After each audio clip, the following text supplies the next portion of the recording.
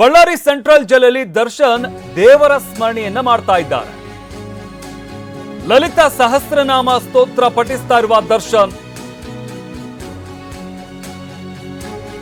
ಬೆಂಗಳೂರಿನ ಜೈಲಲ್ಲಿ ಸ್ವಲ್ಪ ಪರಿಚಯಸ್ಥರಾದ್ರೂ ಇದ್ರು, ಆದ್ರೆ ಈಗ ಇಲ್ಲಿ ಯಾರೂ ಕೂಡ ಇಲ್ಲ. ಅದರಿಂದಾಗಿ ಲಲಿತಾ ಸಹಸ್ರನಾಮ ಸ್ತೋತ್ರ ಮಾಡ್ತಾ ಇದ್ದಾರೆ ದರ್ಶನ್. ಪತ್ನಿ ನೀಡಿದ ಲಲಿತಾ ಸಹಸ್ರನಾಮ ಸ್ತೋತ್ರ ಪಠಣೆ ಮಾಡ್ತಾ ಇದ್ದಾರೆ. ಸ್ತೋತ್ರದ ಪುಸ್ತಕದ ಜೊತೆನೆ ಇಟ್ಕೊಂಡಿರುವಂತಹ ದಾಸ TV9ಗೆ ಬಳ್ಳಾರಿ ಸೆಂಟ್ರಲ್ ಜೈಲಿನ ಮೂಲಗಳಿಂದ ಮಾಹಿತಿ ಲಭ್ಯವಾಗಿರುವಂತದ್ದು. ಬಳ್ಳಾರಿ ಸೆಂಟ್ರಲ್ ಜೈಲಲ್ಲಿ ದರ್ಶನ್ ದೇವರ ಸ್ಮರಣೆಯನ್ನ ಮಾಡ್ತಾ ಇದ್ದಾರೆ. ಲಲಿತಾ ಸಹಸ್ರನಾಮ ಸ್ತೋತ್ರ ಪಠಿಸ್ತಾ ಇರುವ ದರ್ಶನ್ ಪತ್ನಿ ನೀಡಿದಂತಹ ಲಲಿತಾ ಸಹಸ್ರನಾಮ ಸ್ತೋತ್ರದ ಪುಸ್ತಕವನ್ನ ಜೊತೆಲೇ ಇಟ್ಕೊಂಡಿದ್ದಾರೆ. ಇನ್ನು ಬಳ್ಳಾರಿ ಜೈಲು ಸೇರಿದ ಮೇಲೆ ದರ್ಶನ್ ಫುಲ್ ಸೈಲೆಂಟ್ ಆಗಿದ್ದಾರೆ. ನಿನ್ನೆಯಿಂದ ಜೈಲಧಿಕಾರಿಗಳ ಜೊತೆ ದಾಸ ಮೌನ ವ್ರತವನ್ನ ಮಾಡ್ತಾ ಇದ್ದಾರೆ. ಅಂದ್ರೆ ಯಾರ ಜೊತೆ ಕೂಡ ಮಾತನಾಡ್ತಾ ಇಲ್ಲ.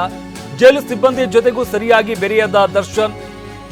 ಸೆಲ್ ಬಿಟ್ಟು ಹೊರಗೂ ಕಾಣಿಸಿಕೊಳ್ತಾ ಇಲ್ವಂತೆ ದರ್ಶನ್. ಅಂದ್ರೆ ಹೊರಗಡೆ ಕೂಡ ಬರ್ತಾ ಇಲ್ಲ.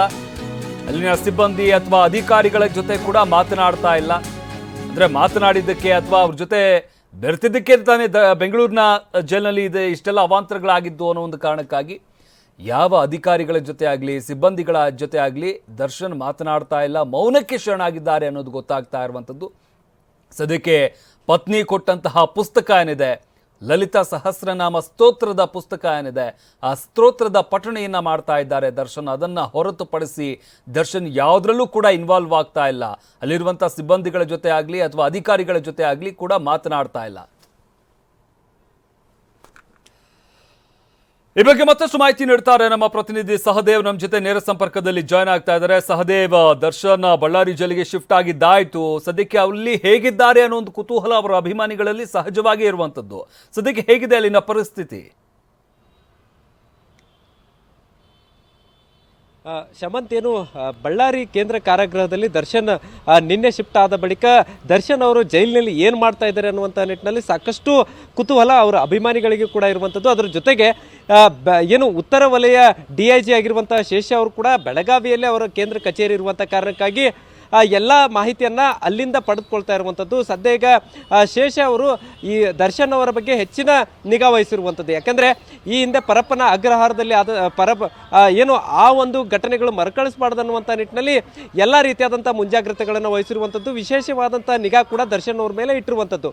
ನಿನ್ನೆಯಿಂದಲೂ ಕೂಡ ದರ್ಶನ್ ಅವರು ಜೈಲು ಮೇಲಾಧಿಕಾರಿಗಳು ಅಧೀಕ್ಷಕರು ಯಾರಿದ್ದಾರೆ ಅವರು ಯಾರ ಜೊತೆಗೂ ಸರಿಯಾಗಿ ಮಾತಾಡೇ ಇಲ್ಲ ಅನ್ನುವಂತಹ ಮಾತು ಒಂದು ಕಡೆ ಆದರೆ, ಇನ್ನೊಂದು ಕಡೆ ಜೈಲು ಸಿಬ್ಬಂದಿಗಳು ಅಲ್ಲಿ ಯಾರು ಭದ್ರತೆಗಿರ್ತಾರೆ ಅವ್ರ ಜೊತೆಗೂ ಕೂಡ ಸರಿಯಾಗಿ ಮಾತಾಡ್ತಾ ಇಲ್ಲ, ಅಷ್ಟಕ್ಕಷ್ಟೇ ಅನ್ನುವಂಥ ಮಾತುಗಳು ಕೂಡ ಈಗಾಗಲೇ ಜೈಲು ಮೂಲಗಳಿಂದ ಗೊತ್ತಾಗಿರುವಂಥದ್ದು. ಅದರ ಜೊತೆಗೆ ದರ್ಶನ್ ಅವರು ಅವ್ರಿಗೆ ಏನು ನೀಡಿದ್ದಾರೆ ಆ ಸೆಲ್ನಿಂದಲೂ ಕೂಡ ಹೊರಗಡೆ ಬರ್ತಾ ಇಲ್ಲ. ಅಕ್ಕಪಕ್ಕದಲ್ಲಿ ಸೆಲ್ಗಳಿದ್ದಾವೆ, ಅಲ್ಲಿರುವಂತಹ ಕೈದಿಗಳ ಜೊತೆಗೂ ಕೂಡ ನಿನ್ನೆಯಿಂದ ಈವರೆಗೂ ಕೂಡ ಬೆರ್ತಿಲ್ಲ ಅನ್ನುವಂಥ ಮಾಹಿತಿ ಕೂಡ ಸಿಗ್ತಾ ಇರುವಂಥದ್ದು. ಹಾಗಿದ್ರೆ ಸೆಲ್ಲಲ್ಲೇ ದರ್ಶನ್ ಅವ್ರು ಏನು ಮಾಡ್ತಾ ಇದ್ದಾರೆ ಅನ್ನುವಂಥ ಪ್ರಶ್ನೆ ಕೂಡ ಸಹಜವಾಗಿ ಮೂಡುತ್ತೆ.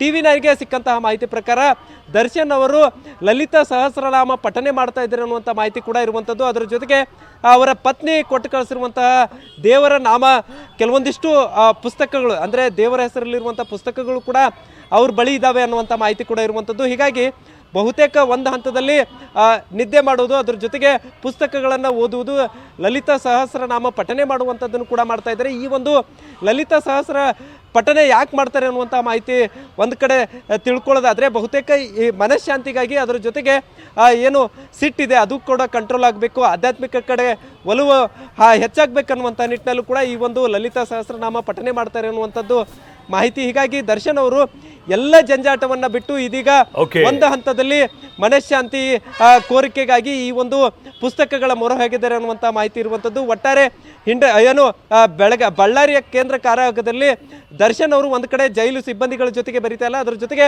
ಪುಸ್ತಕದ ಜೊತೆಗೆ ಅವರು ಹೆಚ್ಚಾಗಿ ಏನು ಕಾಲ ಕಳೀತಾ ಇದ್ದಾರೆ ಅನ್ನುವಂಥ ಮಾಹಿತಿ ಕೂಡ ಇರುವಂಥದ್ದು. ಶಮಂತ್, ಧನ್ಯವಾದ ಸಹದೇವ್ ನಿಮ್ಮೆಲ್ಲ ಮಾಹಿತಿಗಾಗಿ.